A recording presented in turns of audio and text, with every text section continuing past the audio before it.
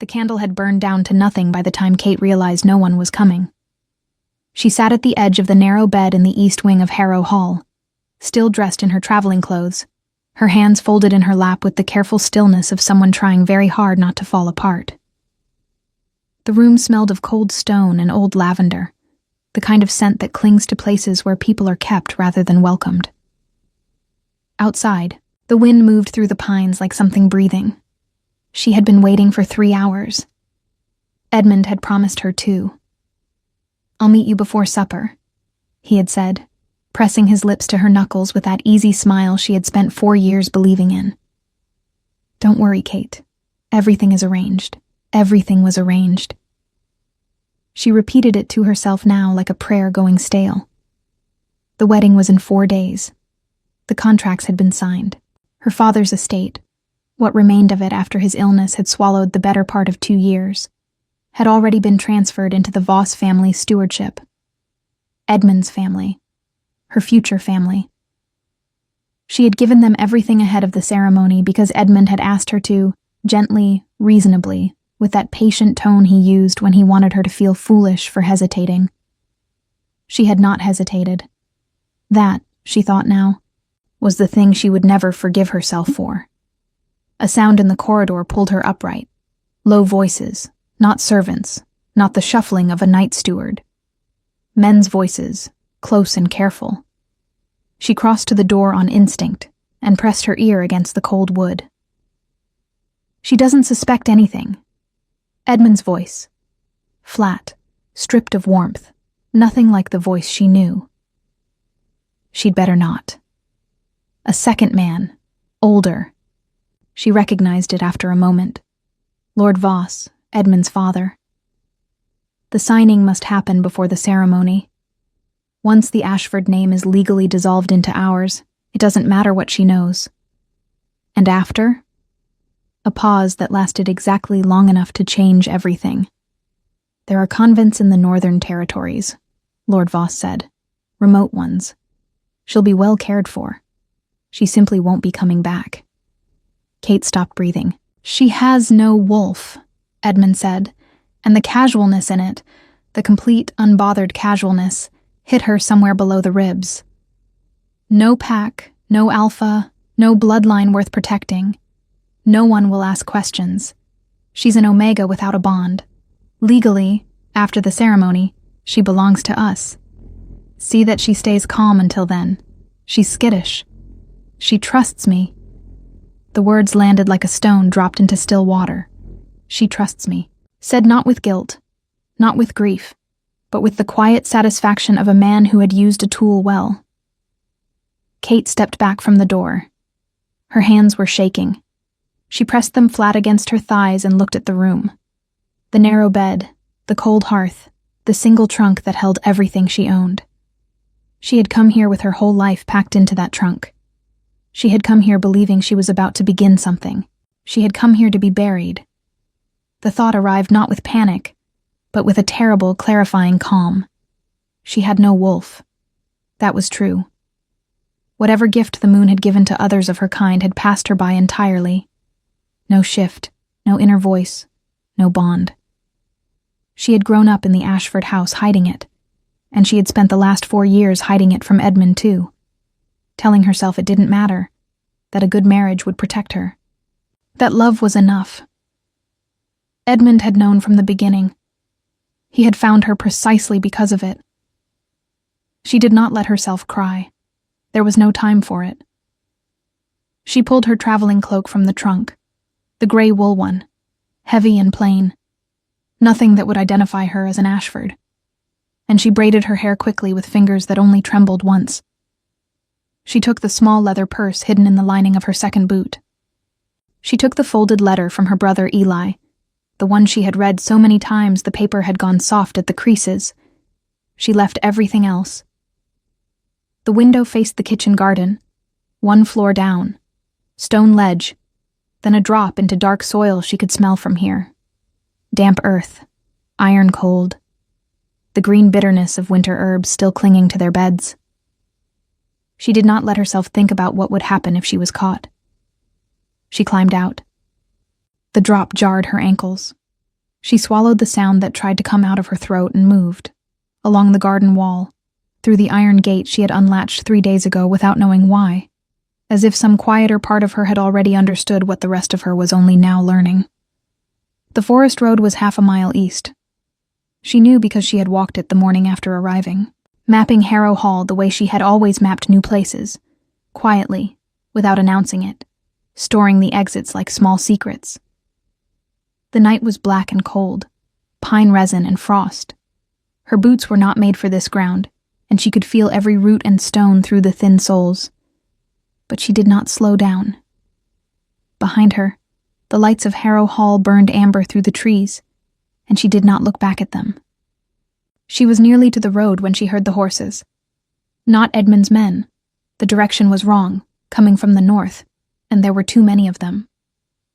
The sound rolled through the dark like distant thunder, hoofbeats on frozen ground, and then torchlight broke through the tree line ahead of her, and Kate threw herself sideways behind a fallen oak and pressed her back against the bark, and did not breathe. The riders came into view slowly, and even before she could see them clearly, she felt it. A pressure in the air, something that had nothing to do with wind or cold. A weight. The kind of presence that made the forest itself go quiet. There were 12 of them. Armored, cloaked, bearing no insignia she recognized. And at the center, riding a black horse that moved like it had never learned fear, was a man who made the others look like shadows. He was enormous, broad through the shoulders, his dark braided hair pulled back from a face that was all cut stone and controlled stillness.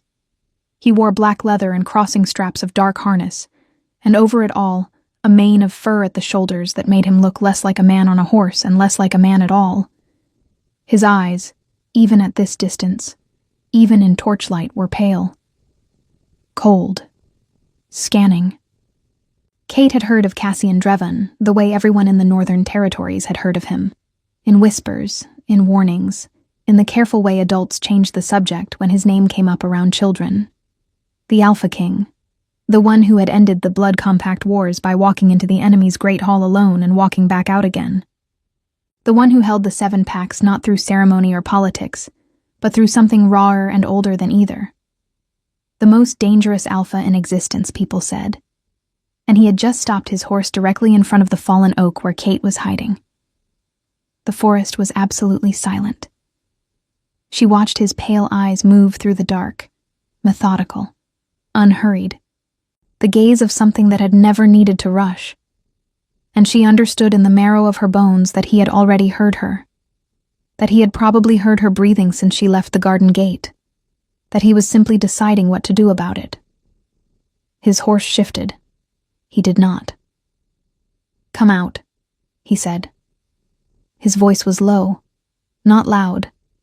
It did not need to be loud. It was the kind of voice that expected to be obeyed. Not because it threatened, but because disobeying it would simply not occur to anything with working instincts.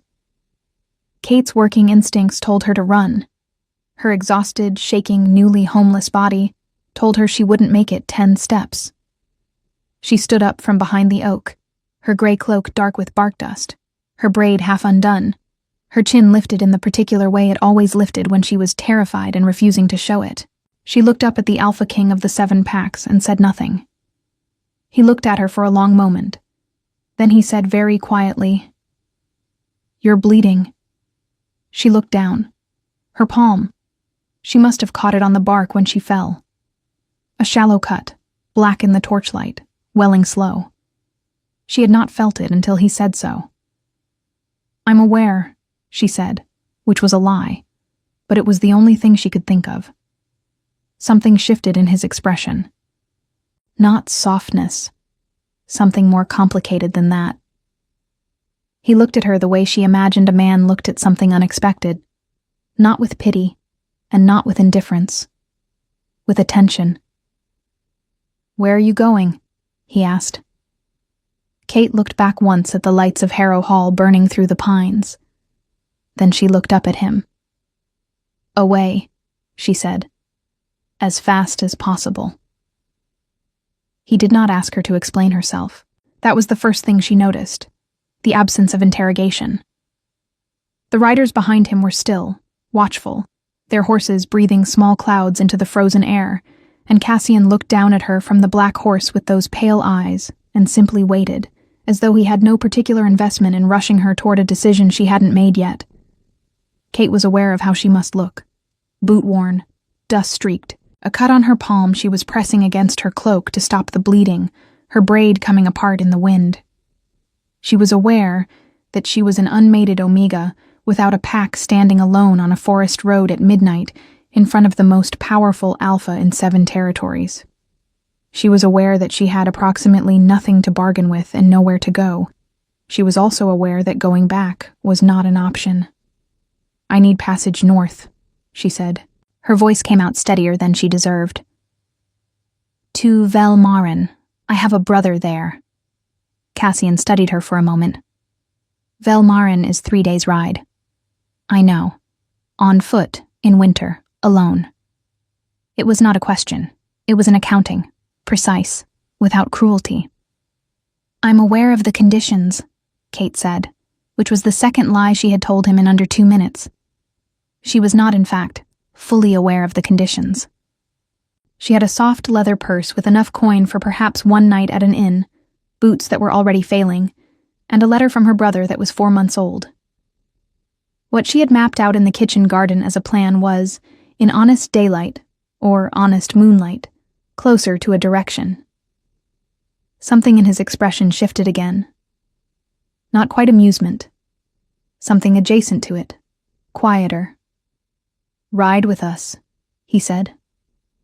Kate blinked. "I don't know you. You know who I am. That's not the same thing." He looked at her for another long moment, and she had the unsettling sense that she was being measured. Not unkindly, but thoroughly. The way a careful person measures something before deciding whether it will hold weight. Then he reached down and extended one hand. Not an order. An offer. His fingers were bare despite the cold, and she noticed a pale scar across the back of his knuckles, old and clean. "Our route passes within a half-mile of Velmaren," he said. "You can sleep in the supply wagon. No one will touch you." Behind him, not a single one of the 12 riders reacted. No surprise, no exchange of glances. Either they were extraordinarily disciplined, or the Alpha King had a history of collecting stray women from forest roads, and Kate found neither possibility particularly comforting. She looked at his hand. She looked back at Harrow Hall. She took his hand. He pulled her up with the kind of ease that told her he had simply not registered her weight as a relevant variable, and she found herself seated behind him on the black horse, her cloak pulled tight, the warmth radiating off him immediate and almost alarming after the cold of the forest. He smelled of wood smoke, clean leather and something underneath, pine resin and dark earth, a scent that felt less like cologne and more like weather. Like the forest itself had a particular opinion about him. He said one word to his riders, low in the old tongue, and they moved. The supply wagon was at the rear of the column, canvas-covered, straw-floored, stacked with sealed crates and folded camp linens. A young soldier with a cropped beard helped her in without meeting her eyes, which she appreciated. She was given a wool blanket that smelled of cedar, and told, briefly, that they would stop to rest the horses before dawn. Kate sat in the dark of the wagon and allowed herself, for the first time, to shake. It came in waves. The cold, the shock, the particular kind of grief that arrives, not when you lose something, but when you understand you never had it.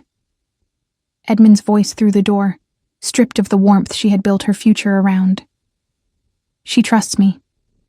She pressed the back of her hand to her mouth and breathed through it, and did not make a sound, because there were soldiers within earshot, and she would not give anyone that. After a while, the shaking stopped. She pulled Eli's letter from inside her cloak and held it, not reading it. She had it memorized by now, just holding the paper, feeling the worn softness of it. Her brother was 23, 2 years her junior, and he had gone to Velmaren to apprentice with a cartographer 18 months ago. He didn't know about Edmund. He didn't know about the estate. He didn't know about the contract that had already dissolved their family's name into the Voss family's ledger. She had to reach him before the Voss family did. That thought sat heavy and clear in the center of everything else. She must have slept, because she woke to stillness. The wagon had stopped, the horses quiet, and gray pre-dawn light was pressing through the canvas seams. She climbed out stiffly, her ankles aching from the drop the night before, and found the camp arranged in a clearing among old birch trees, white bark luminous in the early light. Fires had been built low and efficient. Soldiers moved without speaking. The whole operation had the quality of a group that had done this so many times it had become muscle memory. Cassian was standing at the edge of the tree line, alone. He had removed the fur mantle. In the gray morning light, he looked less like a force of nature, and more like a man, which somehow made him more difficult to look at, not less. He was reading something, a folded document, his brow slightly furrowed, one hand braced against a birch tree. He had not heard her approach, or if he had, he gave no indication of it. Kate stopped a few feet away. "Thank you," she said, "for last night." He looked up from the document. "You slept?" "A little." She paused. "I want to ask you something, and I'd rather you answer honestly than politely." Something in his expression settled, a readiness.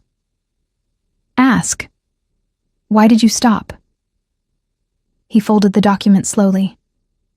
"Because you were bleeding and alone on a road at midnight." "People bleed alone on roads. You don't stop for all of them." "No," he agreed. She waited.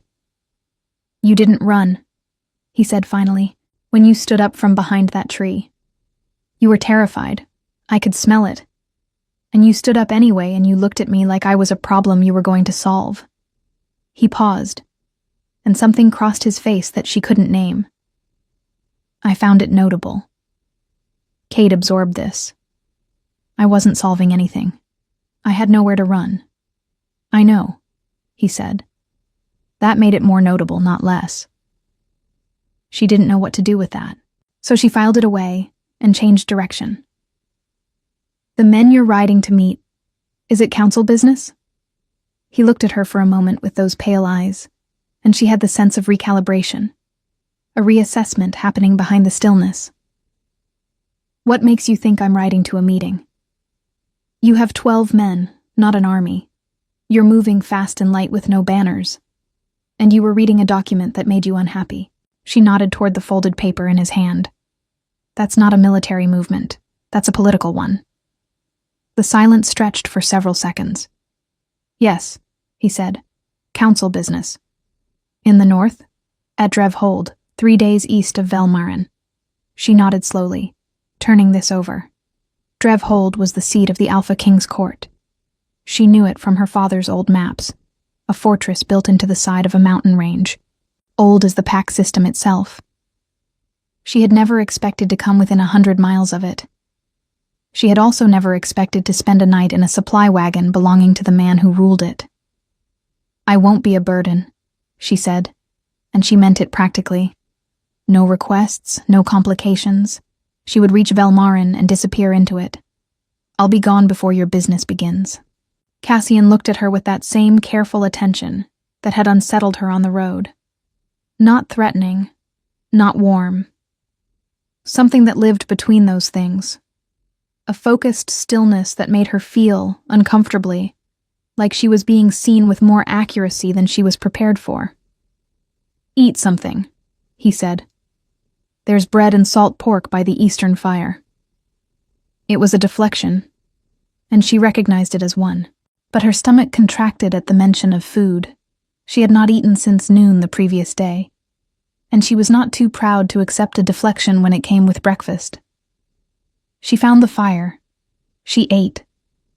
The bread was dense and warm and tasted of caraway seed, and she sat on a low log and watched the birch trees go from gray to white as the sun climbed, and she let herself think, for the first time since climbing out that window, about what came next. Edmund would find her gone by morning. He would tell his father. Lord Voss would assume she had fled toward family. which meant they would look for Eli, which meant she had less time than she had thought. She folded the bread wrapper and looked at the gray sky through the birch canopy and felt the shape of what she was up against. The Voss name, their pack alliances, the legal contract that had already swallowed her family's estate. She was an Omega with no wolf, no pack, no title. She had a worn letter and a small purse and a gray cloak. She also somehow had passage north with the Alpha King. She was not foolish enough to think that was nothing. By midday, the column was moving again. Kate rode in the supply wagon with the canvas rolled back on one side, watching the forest change as they moved deeper into the northern territories. The trees older here, darker, the undergrowth thicker. She was watching the tree line when she heard hoofbeats come alongside and looked up to find Cassian riding parallel to the wagon, not looking at her, his gaze ahead. "The Voss name," he said without preamble. "You're running from them." Kate went very still. "I recognize the crest on your trunk lining," he said. "The one you left behind in Harrow Hall's east wing." She stared at him. "You knew where I came from." "Yes." "Before you offered me passage." "Yes." The word landed quietly, without apology. She felt a flare of something sharp, not quite anger, not quite fear. And then, beneath it, something she didn't want to examine too closely. The recognition that a man who already knew the answer had still asked her to tell him herself. "And?" she said. He looked at her then, just briefly, and his pale eyes in the noon light were the color of winter sky. "The Voss family," he said, "has been under investigation by the King's Council for 7 months. The birch trees moved, the horses breathed. Kate felt the ground shift beneath her even though she was sitting still. "For what?" she asked, though some part of her already knew the shape of the answer. "Fraudulent pack contracts," Cassian said. "Forged lineage claims, and the disappearance of 3 unmated Omegas in the last 2 years. He paused. Women with no wolves, no bonds, no one to ask questions. The wagon wheel rolled over a stone, and the whole frame shuddered. Kate looked down at her hands, the cut on her palm, already clotting, already starting to heal, and understood. With the cold clarity of someone who has just stepped back from an edge they didn't see coming, exactly how close she had been. Not a convent in the Northern Territories. Something far worse. She did not cry. She had promised herself she wouldn't. Not in front of him. Not in front of anyone. And she kept that promise by pressing her thumbnail into the cut on her palm, until the sharp sting of it gave her something concrete to hold on to. The pain was small and real and hers, and it was easier to focus on than the alternative. The full weight of what Cassian had just told her settling into her chest, like stones dropped into still water. 3 women. Gone. Women like her. Edmund had known exactly what she was when he found her. He had chosen her because of it. "How long have you known I was there?" she asked. Her voice came out level. She was proud of that. Cassian kept his eyes on the road ahead. "We received word from a contact inside Harrow Hall 6 days ago. A servant who had grown uncomfortable with what she was witnessing." He paused. "We were already moving north when I found you on the road. You were coming for me. We were coming to extract you before the ceremony." He said it plainly, without decoration. "We were 2 days behind the timeline we wanted." Kate absorbed this. The servants. She thought of the woman who had brought her supper the first night, who had paused too long at the door, who had looked at Kate with something she had mistaken for pity. Not pity. Warning. A woman trying to find the courage to say something she ultimately hadn't said aloud. "She couldn't tell me herself," Kate said quietly. She was afraid of Edmund's father. She found another way to tell someone who wasn't. Kate looked at him. The hard line of his profile, the dark braids, the way he held himself on the horse-like stillness, was a decision he made continuously and without effort. She had 100 questions, and she sorted through them in silence, pulling out the ones that mattered most. "The investigation," she said. "The 3 women who disappeared. Do you know what happened to them?" A muscle worked in his jaw. "We have evidence for 2. The 3rd we're still building a case around. Evidence meaning they're dead." He looked at her then, and she appreciated that he didn't soften it. "Yes." She nodded once, filed it, kept going. "And Edmund? His father?" "Lord Voss has political alliances that have made prosecution slow. Edmund is a secondary concern. He follows his father's instructions. The root is the old man." Cassian's voice stayed even, but there was something beneath it, controlled and compressed, like pressure behind a sealed door. "The council has been building the case carefully. One wrong move and Voss invokes pack immunity, and the whole structure collapses." "So you need more than evidence," Kate said. "You need testimony." He said nothing, which was, she had already learned, his way of saying yes. She looked at the road ahead, the birch trees thinning now, giving way to dark pines that closed overhead like cathedral arches. The cold had sharpened as they moved north, and her breath came visible in small clouds. She thought about Lord Voss's voice through the door. "She has no wolf. No one will ask questions." She thought about Edmund's hand on her knuckles, the practiced warmth of it, and felt something inside her go very, very quiet. Not fear. Something harder than fear. "I heard them," she said. "Last night, through the door. I can tell you exactly what was said." Cassian was quiet for a moment. "That would be useful." "It would be more than useful," Kate said. "It would be first-hand testimony from a direct party to the contract, someone they tried to disappear." She turned to look at him squarely. "I want to be part of this. Not managed, not protected from a distance. Part of it." He held her gaze. "You understand what you're asking." "I understand that Lord Voss has spent months treating women like me as problems that solve themselves when no one is watching." She kept her voice steady. "I'd like to be a problem that doesn't solve itself." Something moved across his face, too quick to name, but she caught it. Not surprise exactly. That quality she had seen on the road, that careful attention, intensifying. "There will be a formal hearing at Drevhold," he said after a moment. "The council convenes in 9 days.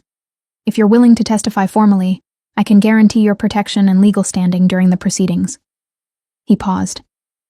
"After that, you would be free to go wherever you choose. I want my family's estate returned. If the case succeeds, the fraudulent contracts are voided. Everything transferred under them reverts." Kate felt something loosen in her chest. Not relief, not yet, but the shape of it. A door that might open. "And my brother, Eli Ashford, in Velmaren, if the Voss family suspects I've run." "We'll send riders ahead tonight," Cassian said. "He'll be brought to Drevhold under guard. He won't be touched." She looked at him for a long moment. The fur at his shoulders, the scar across his knuckles, the pale eyes that watched her the way winter sky watches everything, impartially, completely, missing nothing. "Why are you doing this?" she asked. Not ungratefully. Genuinely. He turned his gaze back to the road. "Because it is the law," he said, "and because the law should mean something." It was not a romantic answer. It was not a warm one. But it was, she thought, an honest one. And honesty, after 4 years of Edmund, felt like water after a very long drought. She settled back into the wagon and watched the pines move. They reached the first way station by late afternoon. A stone building set back from the road, low and solid, with a stable attached and smoke rising from 2 chimneys. The riders moved into organized patterns around it, with the automatic efficiency Kate was starting to recognize as the hallmark of Cassian's company. No wasted motion, no unnecessary conversation. everything done as though it had been decided before anyone arrived. She was given a room on the upper floor, small, clean, with a proper hearth and a basin of warm water that made her almost embarrassingly grateful. She washed her face and hands, redid her braid, and sat on the edge of the bed examining the cut on her palm, which was already closing faster than it should. She had always healed quickly. Another thing she had hidden, filed away as a small anomaly, unwilling to examine what it might mean about the wolf she had supposedly never had. A knock at the door. She opened it to find not a servant but Cassian himself, holding a small clay jar. "For the cut," he said, holding it out. She took it. Inside was a dark salve, sharp-smelling, yarrow and pine resin, and something else she couldn't identify. "Your healer made this?" "I did." She looked up. "I spent 3 years in the Eastern campaigns," he said, with the tone of someone providing context rather than boasting. "You learn to carry what you need." She opened the jar and applied the salve, feeling the sting flatten almost immediately into a mild warmth. He waited, which she hadn't expected. Most people knocked and left, delivered and retreated. "You could have sent this with someone," she said. "I wanted to see how you were." She looked up again. His expression gave nothing away, still that careful stillness. But the fact of him standing there, having made the salve himself and brought it himself and asked without performing concern, sat with her in a way she didn't entirely know how to manage. "I'm functional," she said. "That's not what I asked." Kate set the jar down on the small table by the bed and considered him. He filled the door frame without trying to. Simply the scale of him, the density of his presence. Everything about him said power, and yet he was standing there asking how she was, as though the answer genuinely mattered to him. She didn't trust it. She noted that she didn't trust it, and she noted why. 4 years of a man whose warmth was architecture, built to surround her and collapse inward. She was not going to walk into another room that looked like safety, and turned out to be a design. "I'm angry," she said, which was honest. "And I'm frightened for my brother. And She paused, searching for the right word. "I'm recalibrating." He nodded slowly. "That's reasonable." "You're not going to tell me it will be all right?" "I don't know yet if it will be," he said. "The hearing is not guaranteed to go well. Voss has allies on the council. There are things I'm still working against." He said it without apology. "I won't promise you an outcome I can't guarantee." Kate looked at him for a long moment. "He tells you what is true," said something quiet inside her. "Pay attention to that." "All right," she said. "Thank you for the salve." He nodded once and turned to go, and she almost let him. But the question she had been holding since the road pressed out before she could stop it. "The servant," she said. "The woman at Harrow Hall who sent word to you." She paused. "Will she be protected?" He stopped with his back to her. A beat. "She's already been moved," he said. "She's safe." He walked away down the corridor, and Kate stood in the doorway watching the space where he had been, and felt, against every reasonable instinct she possessed, against every lesson the last 4 years had tried to teach her about men who offered shelter, the very first edge of something she was absolutely not ready to call trust. She closed the door. She sat by the hearth and watched the fire and made herself think clearly. Eli, the hearing, the Voss family's allies on the council, the testimony she would give, the words she had heard through that door, the way Edmund's voice had sounded without the warmth he wore in front of her. She would need to be precise. She would need to be credible. She had no wolf, no pack, no formal status, which meant the council would look for reasons to dismiss her. She would give them none. She would be so exact, so composed, so irrefutable that they would have no choice but to hear her. The fire burned low. Her eyes grew heavy. She thought, just before sleep pulled her under, of Cassian standing in that doorway, with a clay jar of salve he had made himself, asking how she was, and waiting for a real answer. She thought, "That is not what I expected." And then, quieter, beneath it, the thing she was least prepared for. "I wonder what he expected when he looked at me." The next morning she found out, accidentally, and it changed everything. She had woken early and gone down to the common room before the rest of the company stirred, wanting the quiet, wanting the space to think. The fire had been banked for the night and she was rebuilding it. A small task, something to do with her hands. When she heard 2 of Cassian's soldiers come in from the stable, speaking low, not realizing she was there in the hearthside shadows. "The king hasn't slept in 4 days," the younger one was saying, pulling off his gloves. "Revik said he saw him standing at the window again at 3rd bell." The older soldier made a low sound. "He won't say what it is, but I've seen that look before. The last time, it was the night before Valdenmere." "You think it's the woman?" A pause. "I think," the older soldier said carefully, "that the king found something on that road he wasn't expecting to find. And I think he doesn't know what to do with it." Kate sat very still behind the growing fire and stared at the kindling and felt her heart do something she had absolutely no instructions for. She did not mention what she had heard. She carried it privately, the way she carried most things that mattered. Folded small, stored somewhere interior, examined only when she was alone. It sat with her through the 2nd day of writing, through the gray noon and the cold afternoon, through the evening meal at the 2nd way station where Cassian's soldiers were careful and quiet around her, and Cassian himself sat at the far end of the table, going through documents with a focused intensity that made him look less like a king and more like a man running out of time. He hadn't slept in 4 days. She looked at him across the table and thought about that, and then stopped thinking about it, because thinking about it led somewhere she wasn't prepared to go.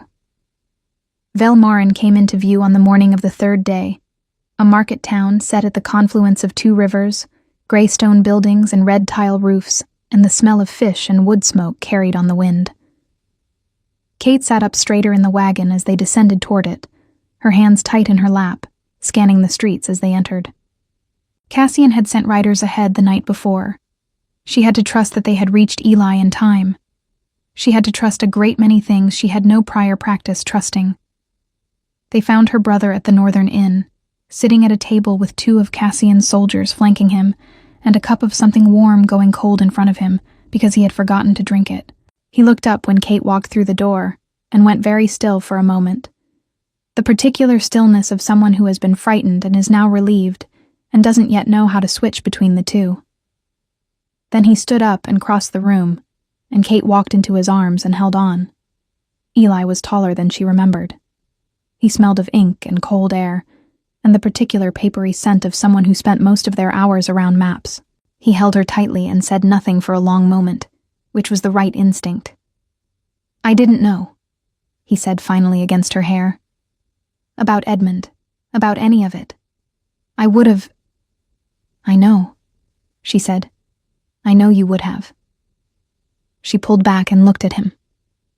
His young face, tired and pale, his dark eyes that looked like their father's. "Are you all right?" "The soldiers woke me before dawn." He glanced toward the door. "They were very polite about it, but also very clear that I didn't have a choice." He paused. Is he?" "Yes," Kate said. "That's him." Cassian had come through the door behind her, and Eli looked at the Alpha King with an expression that moved rapidly through surprise, intimidation, and a visible effort at composure.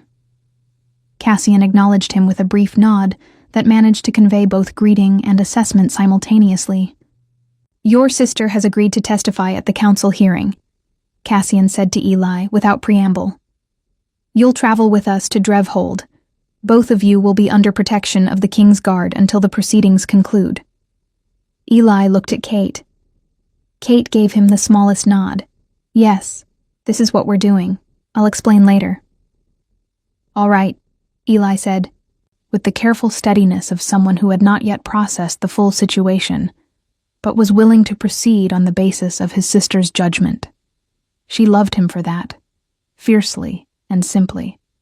The road to Drevhold climbed east through increasingly wild country, the lowland forests giving way to dense highland pine, the road narrowing, the air thinning and sharpening with altitude. On the second day, east of Velmaren, the mountains appeared on the horizon, massive and gray-white, and Drevhold materialized slowly from them, not built so much as grown, its stone walls the same color as the cliffs they rose from, its towers visible for miles before anything else was. Kate watched it come closer from the wagon and felt, for the first time since Harrow Hall, the full weight of what she had put in motion. She was going to stand in front of the Alpha King's council, powerful shifters, pack lords, men who had known each other for decades, and who would look at an unmated Omega with no wolf and no pack and decide in the first 30 seconds whether she was worth hearing.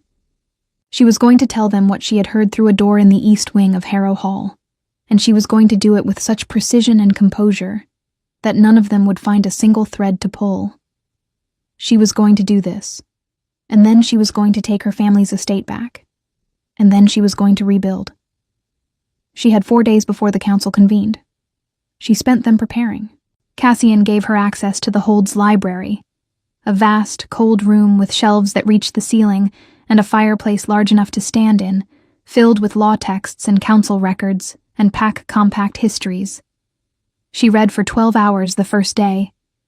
She read pack contract law and Omega legal status, and the specific statutes governing fraudulent bonding agreements. She read the 3 previous cases in which pack immunity had been successfully invoked, and then successfully challenged. She found the cracks. Eli helped. He was good at finding things in documents. It was what cartographers did, really, finding the precise shape of something hidden inside something larger. And together they built the architecture of her testimony, cross-referencing what she had heard with what Cassian's investigators had already documented. On the evening of the second day, Cassian came to the library.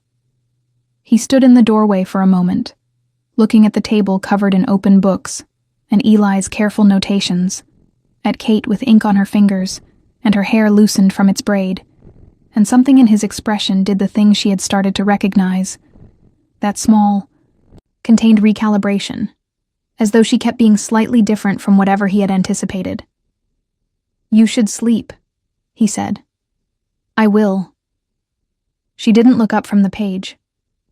"The immunity clause in the Valdenmere Compact. Is this the version that's still in force, or was it revised after the Eastern campaigns?" A pause. Then he came into the room, the first time he had done so, and leaned over the table to look at the page she was pointing at. He was close enough that she could smell the wood smoke on him, and the particular dark pine scent that seemed to be simply his, and she was very careful not to react to it. "Revised?" he said. "The current version is in the green binding, 3 shelves up on the left." She found it. He stayed at the table, looking at her notes. "You built this yourself," he said. "Eli helped. Most of this is yours." He said it without inflection, as simple observation. "You've found 3 angles of approach I hadn't considered." She looked up at that. He was reading her notes with genuine attention, his brow slightly furrowed, one finger tracing a line of Eli's handwriting where it connected 2 statutes she had identified. "The council will try to reframe me as an emotionally compromised party," she said. "A woman who nearly married badly and is seeking personal redress. I need them to see me as a witness to a documented pattern of criminal conduct." She paused. "These 3 angles make that harder to dismiss." "Yes," he said. "They do." He straightened and looked at her, and for a moment the library was very quiet.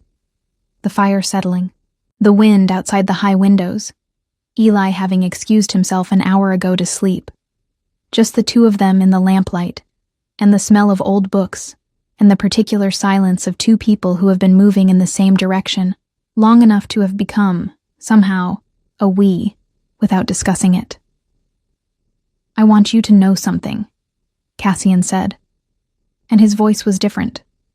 Not the council voice, not the command voice, but something quieter underneath both of those. Whatever happens at the hearing, whatever the council decides. He paused, choosing words with the care of someone who rarely needed to choose them carefully, because he rarely said things that cost him anything.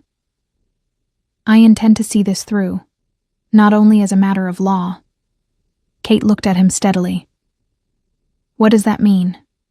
It means I'm aware that I'm asking you to stand in front of men who will try to diminish you, in a hall that is my hall, using a system that has failed women like you before. He held her gaze. It means I don't take that lightly. She was quiet for a moment. You feel responsible, she said. I arrived 2 days late. You still came. Something moved in his face. Brief, compressed. The expression of a man absorbing something he wasn't sure he deserved. She studied him in the lamplight and thought about what the soldier had said. The king found something on that road he wasn't expecting. She thought about a man who made his own salve and carried documents that made him unhappy and stood at windows at third bell because he wasn't sleeping. She thought about how different it was. This. How entirely, disoriently different from what she had known.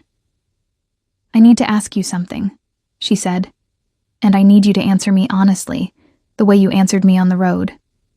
Ask. Do you feel it? She kept her voice level, clinical almost, refusing to let the question be larger than it needed to be. The bond, the mate bond, between us. The fire shifted. A log broke apart. Cassian was absolutely still. Yes, he said. One word. No apology, no performance, no attempt to manage how she received it. Just the truth, held out plainly. Kate looked down at her hands, the healing cut, the ink stains, the worn cuffs of her linen dress. She felt the word land in her chest and spread outward, warm and terrifying, and she made herself breathe through it. I felt something, she admitted, which was the most honest thing she had said in 4 years. I don't know what it means. I don't know if I trust what it means. I know, he said. I'm not. She stopped. Started again. Edmund was very good at making me feel chosen. At making me feel like I was finally safe. She looked up. I cannot do that again. I will not survive doing that again.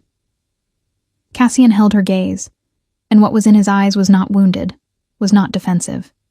It was simply present, attending. Then I won't ask you to, he said. I'll ask you to watch what I do, not what I say. She held that for a long moment. Then she nodded, once, and turned back to the green binding with the revised immunity clause and said, The hearing is in 2 days. I need 2 more hours tonight. He didn't push. He didn't press the moment into something larger.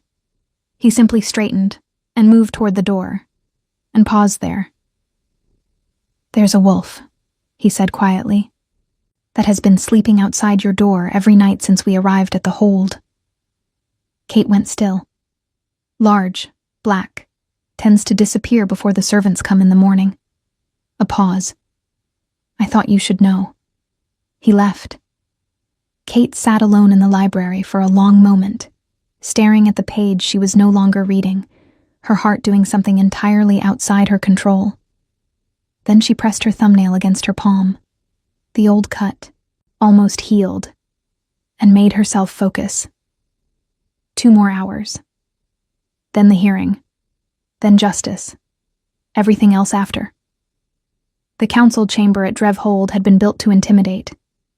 Kate understood this the moment she walked through its doors. The ceiling vaulted high enough to swallow sound. The stone walls hung with the banners of 7 packs. The long table of dark oak seating 14 council members, who had all turned to look at her simultaneously with the particular expression of powerful men being asked to take seriously something they had already decided not to. Torches burned in iron brackets along the walls.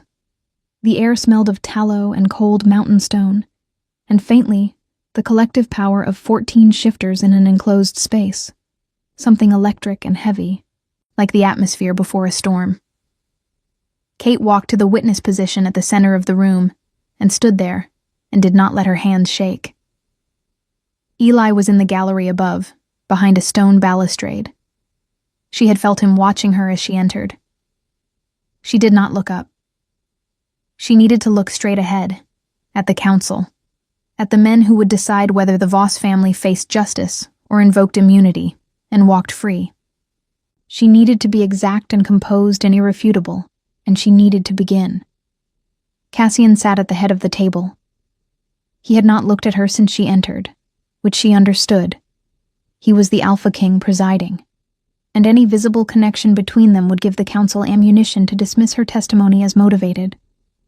He wore formal council attire, dark leather, and the silver chain of authority and the fur mantle that made him look carved from the same mountain the hold was built into. His face was unreadable. His pale eyes were on the documents in front of him. Lord Aldrich Voss sat 3 seats to the left, flanked by 2 of his pack allies, and he looked at Kate with the calm contempt of a man who had not yet understood that the architecture of his safety was already compromised. Edmund was not present.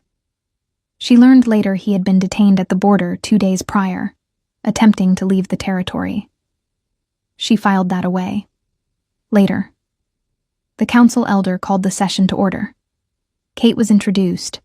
Kate Ashford, unmated Omega, former contracted party to the Voss bonding agreement, appearing as material witness. She heard the slight pause after unmated Omega, heard the quality of the room shift in that small way that told her several of the council members had already begun the process of deciding she was manageable. She let them begin it. She would dismantle it piece by piece. She spoke for 40 minutes. She had rehearsed it until it was architecture. No emotion leading, no personal grievance visible on the surface. She gave them dates, exact language, the precise sequence of words she had heard through the door at Harrow Hall.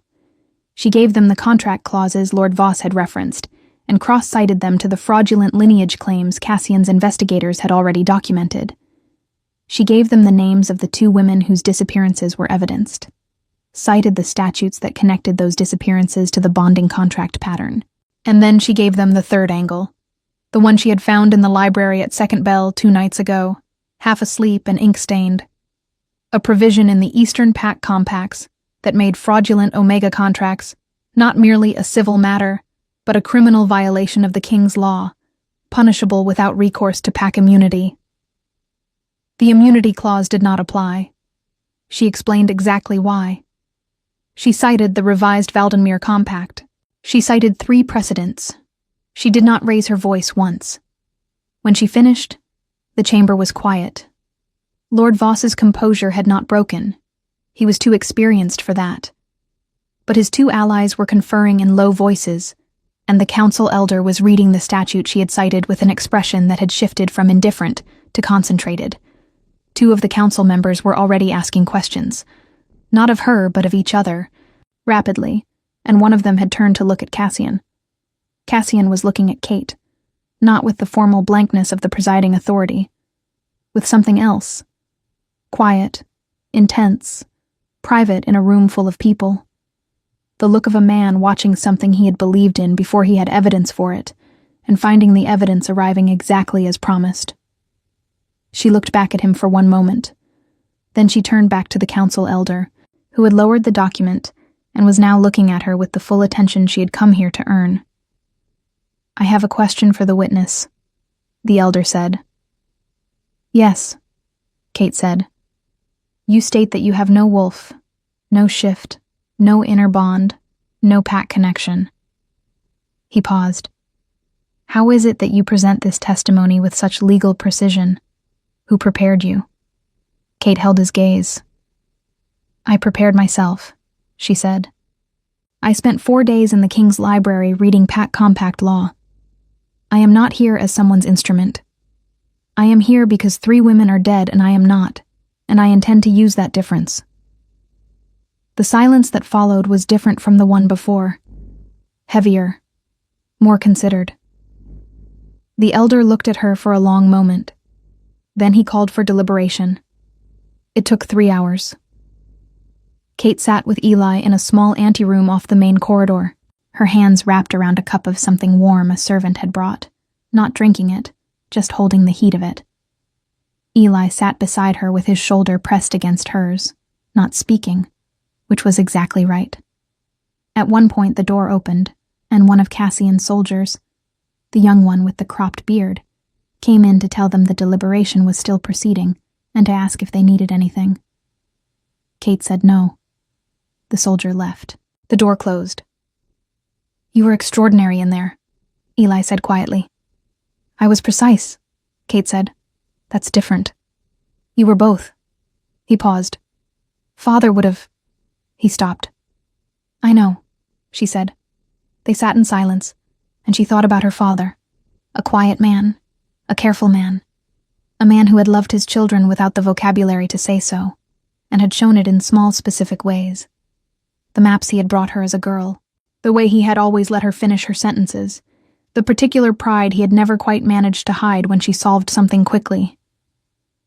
He had been dead for 18 months, and she still reached for him sometimes in moments like this, still felt the phantom shape of his absence. She would restore his name. Whatever happened in that chamber, she would restore it. The door opened again. It was Cassian. He looked at her, and she knew before he spoke.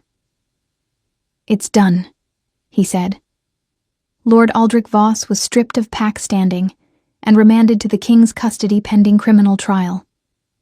His 2 council allies were suspended pending investigation of their own conduct.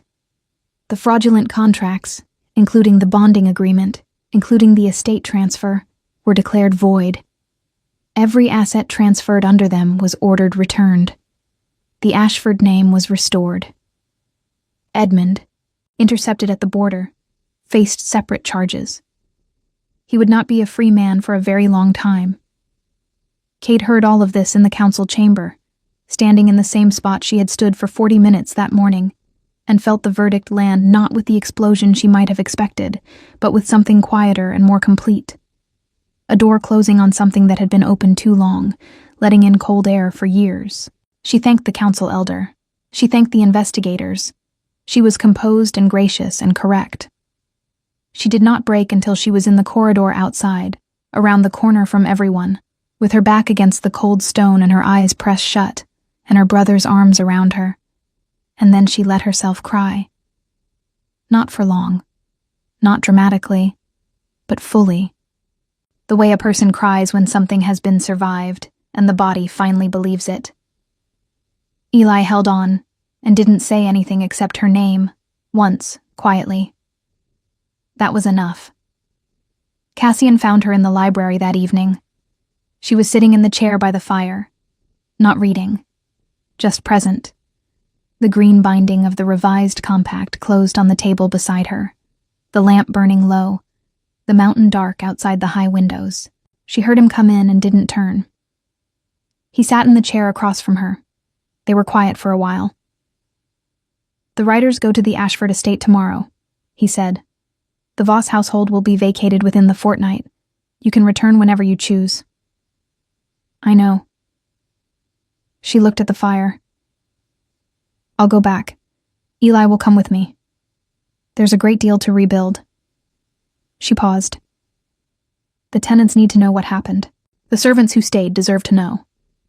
"Yes," he said. More silence. The fire shifted. "I have been thinking," Kate said carefully, "about what you said in the library. About watching what you do." He said nothing. Waiting. "You sent riders for my brother before I asked," she said. "You made salve for a cut you didn't cause. You gave me access to every resource I needed, and didn't once suggest that I was using them incorrectly." She turned to look at him. "You slept outside my door as a wolf, so I would feel safe, and then made sure I found out about it indirectly, so I wouldn't feel managed." He held her gaze. "You were supposed to find out by accident." "I know. That was the point." She felt the corner of her mouth move, just slightly. It was a very good point. He was quiet for a moment. Then, in a voice stripped of all ceremony, "I don't know how to do this carefully enough. I'm aware that I'm asking for something from someone who has very good reasons to refuse it. I'm aware that the bond is something you didn't choose, and that choice matters more to me than the bond does." He paused. "I can wait. However long it takes. I'm not going anywhere." Kate looked at him, the dark braids, the pale eyes, the scar on his knuckles, the controlled stillness of a man who was. She understood now, not detached, but deeply careful.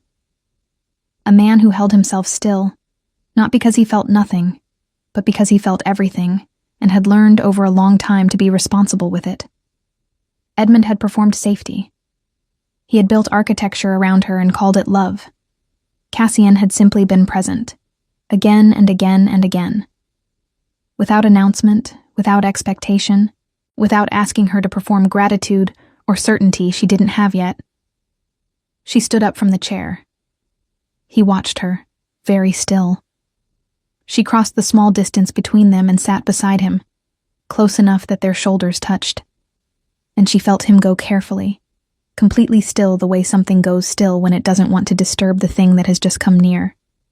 "I'm not ready to call it everything yet," she said quietly. "But I'm not running from it." He turned his head and looked at her. Close now, the lamplight between them, the mountain dark beyond the window.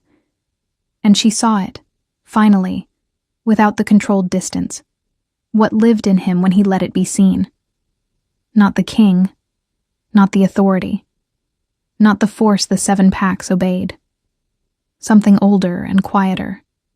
Something that had been waiting with a patience she was only beginning to understand the depth of. "That's enough," he said. "That's more than enough." She leaned her head against his shoulder. He didn't move. He didn't speak. He simply remained. Steady and solid and present, his warmth immediate against the cold of the mountain evening. The wood smoke scent of him settling around her like something she had known longer than she had. She felt him exhale slowly, the careful tension of a man who had been holding something together for a very long time. Releasing. Within minutes, the rhythm of his breathing deepened. She realized, with a slow and certain quiet, that he had fallen asleep. The most dangerous Alpha King in existence. The man who had ended wars by walking into enemy halls alone. The man 14 council members deferred to without question. The man whose name made grown alphas careful about how they sat in a room. Asleep on her shoulder. In a library. By a dying fire. She didn't move. She stayed perfectly still and looked at the window where the mountain dark pressed close and felt, somewhere beneath her ribs, something settle into place. Not with the bright shock of falling, but with the slow, sure weight of something arriving exactly where it was always meant to be. She stayed awake a long time, just holding the quiet. In the weeks that followed, everything was rebuilt slowly and well. The Ashford estate was restored, and Kate returned to it with Eli, who catalogued every room like a map being redrawn from first principles. The tenants came back. The servants who had stayed through the Voss occupation were thanked and kept on. The house smelled of beeswax and pine again instead of cold stone and fear. Lord Voss stood trial 3 months later before a full judicial assembly. The evidence Kate had helped build, combined with testimony from 2 surviving women who came forward once the case was no longer suppressible, was sufficient. He was convicted on all counts. His pack was dissolved, and its territory redistributed. Edmund cooperated with prosecutors in exchange for reduced sentencing, which was the most Edmund thing Kate could imagine, and she found she felt almost nothing about it. Not forgiveness, not hatred, just the clean blankness of a chapter that no longer had any hold on her. Cassian came to the Ashford estate in the spring, not with a retinue, not with ceremony, with 4 riders and a dark horse, and the same plain manner he had always had, as though the distance between a mountain fortress and a countryside estate was simply a road, and he had simply ridden it. He stayed for 10 days. They walked the grounds and argued about pack compact revisions, and sat by the library fire in the evenings with Eli, who had developed a professional admiration for Cassian that he tried to disguise as critical analysis and fooled no one. Cassian taught Eli 3 cartographic surveying techniques from the Eastern campaigns, Eli taught Cassian a card game that Cassian won 3 times in a row before admitting he had already known how to play it. On the last evening, Kate and Cassian stood in the kitchen garden where her mother's herbs still grew. The same lavender and rosemary she had played beside as a girl, overgrown now but alive, filling the night air with something soft and persistent. "I want to come back," he said. "Regularly. As often as you'll have me." "You're the Alpha King," Kate said. "You have 7 territories and a council that can't function without you." "The council functions fine. I've been delegating more." A pause. Deliberately. She looked at him in the dark garden, the lamplight from the kitchen window falling across his face, and felt the mate bond warm and certain in her chest. Not urgent anymore, not frightening, just present. Like a compass that had finally been allowed to point where it was pointing. "Yes," she said. "Come back." He reached out and took her hand, careful, unhurried, asking without asking, and she turned her palm up and let him hold it. The old cut was long-healed, smooth and faint. He ran his thumb across it once, as though he was noting the absence of something that had worried him. They stood in the garden a long time, not saying anything else. There was nothing else that needed to be said. Kate Ashford did not become a queen in the way stories usually mean it. She did not stand at an altar in silk and receive a crown. She did not trade one binding contract for another. What she became was something quieter and more permanent. She became someone who had faced the worst that could be done to a woman alone and without power, and had stood up in a stone hall and dismantled it with her own words and her own work. She became someone who had learned the difference between shelter built to collapse and shelter built to hold. She became someone who chose, consciously, with full knowledge of her own past and his, to trust the man who had waited without asking. The mate bond was completed the following winter, in the library at Drev Hold. With no ceremony but the fire and the mountain dark outside, and the two of them finally still enough to let it happen. She felt it close the way a long open wound closes, not painlessly, but cleanly, and with the certain knowledge that it would not reopen. Eli finished his cartography apprenticeship, and eventually became the primary surveyor of the Northern Territories, a role that required him to spend considerable time at Drev Hold, and to argue extensively with the Alpha King about the accuracy of existing maps. Cassian bore this with what Kate privately considered heroic patience. Eli considered it a professional collaboration. They were, she thought, probably both right. The Ashford estate flourished. Kate ran it herself, with precision and without apology. She also sat, at Cassian's request, and eventually by formal appointment, on the council advisory body responsible for reviewing Pact Compact law regarding Omega rights, a position that had not previously existed, because no one had previously thought to create it. She rewrote 3 major statutes in her first year. She was working on a 4th. She was not soft about it. She was not sentimental. She was exact and thorough. And she did not let men with old power and practiced contempt talk over her, because she had stood in that chamber once, with nothing but her own clarity, and it had been enough, and she knew now that it would always be enough. At night, in the mountain fortress, where the wind moved through the high windows, and the fire burned steady in the stone hearth, Cassian slept beside her with the particular depth of a man who had spent years standing at windows at Third Bell, and had finally, completely, stopped. He slept like someone who had found what he had been looking for. She understood the feeling exactly.